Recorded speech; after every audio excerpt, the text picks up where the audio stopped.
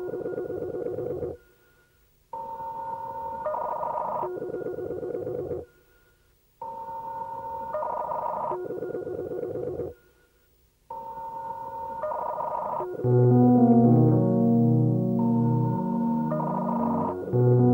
tenemos el honor de contar con la generosa aportación de Giulia Quaglio, investigadora y doctora por la Universidad de Florencia.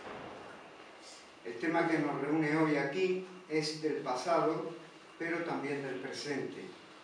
Hoy cabe hacer preguntas cruciales sobre las consecuencias de aquella política cultural y la función que tuvo, como afirma Giulia, en la construcción del ciudadano español. Por ejemplo, habría que preguntarse si se ha roto el vínculo habido entre generaciones en la transmisión cultural. Antes de todo hay que explicar de alguna forma qué entendemos con la palabra cultura, porque cultura puede ser cualquier cosa y cualquier persona puede apropiarse de la cultura y la cultura goza de alguna forma de una versatilidad única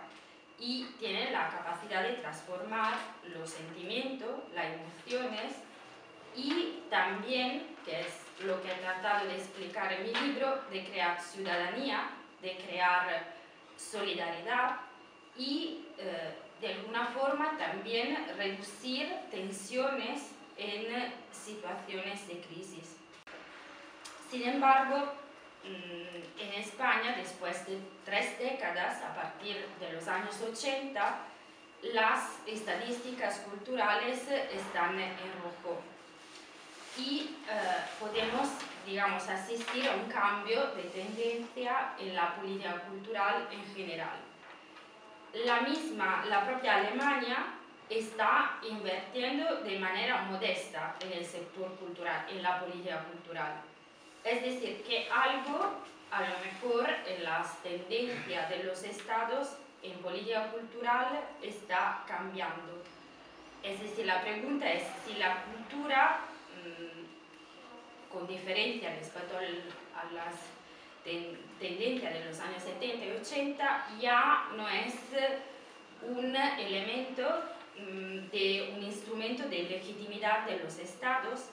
o algo que pueda también representar un buen gobierno. Hace, yo creo, 2 años se han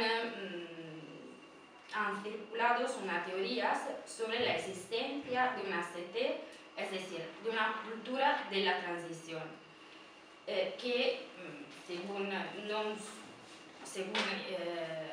los teóricos de la existencia de esta cultura de la transición, buena parte de los males actuales de la actualidad española estarían conectadas con la existencia de esta cultura de la transición. Hay que decir que también un objetivo de mi libro es tratar de demostrar cómo estas teorías son muy simplificadoras y no me convencen de forma total. Para aquellos que no fuesen familiarizados con esa idea de la existencia de una CT o cultura de la transición, según estas teorías, el consenso y el acuerdo que modelaron al posfranquismo dominarían actualmente todas las representaciones culturales y simbólicas del presente, en una democracia que no tendría el apoyo del pueblo. Es decir, esta cultura de la transición proponería todavía en la actualidad la arquitectura del 78 como un contexto de convivencia cultural con el fin de superar los antagonismos traumáticos de la historia española del siglo XX sin tener en cuenta los verdaderos deseos de los ciudadanos.